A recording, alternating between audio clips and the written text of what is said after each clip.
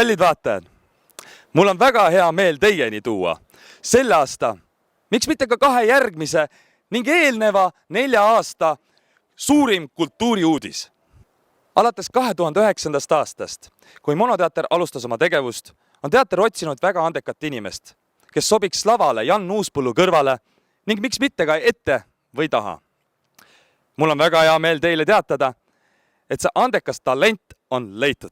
Eelmise aasta novembrikuus, kui Monoteater alustas koostööd City Motorsiga, kuulutati välja Monoteatri bussi disaini konkurss, mille võitjaks osutus vabakutseline disainer Gert Daniel. Täna oleme kogunenud siia Viinistu kunstimuuseumisse, et kuulata Gert Danieli suurepärast klaverikontserdit. Gert ei tea, mis siin juhtuma hakkab nagu laivi. Kui ma selle jutu siin lõpetan, siis tüdrukud riputavad ukse peale sellise plakati. Multida reitud Gert Danieli klaverikontsert.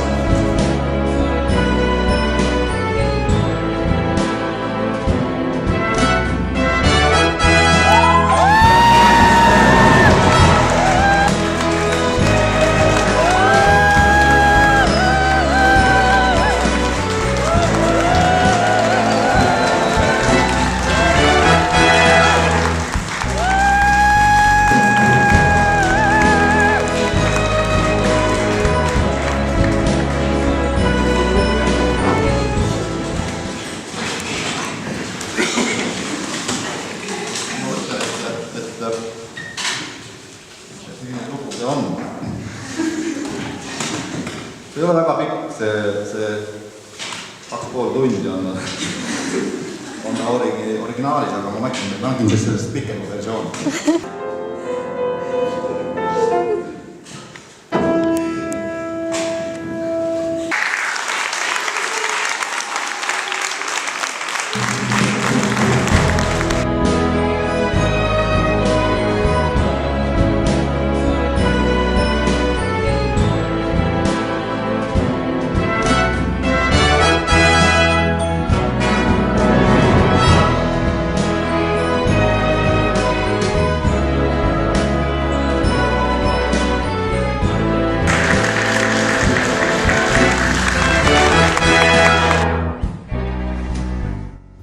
Olete te mõelnud ka edasi nüüd Euroopa turneele või ka edasi üle maailma näiteks?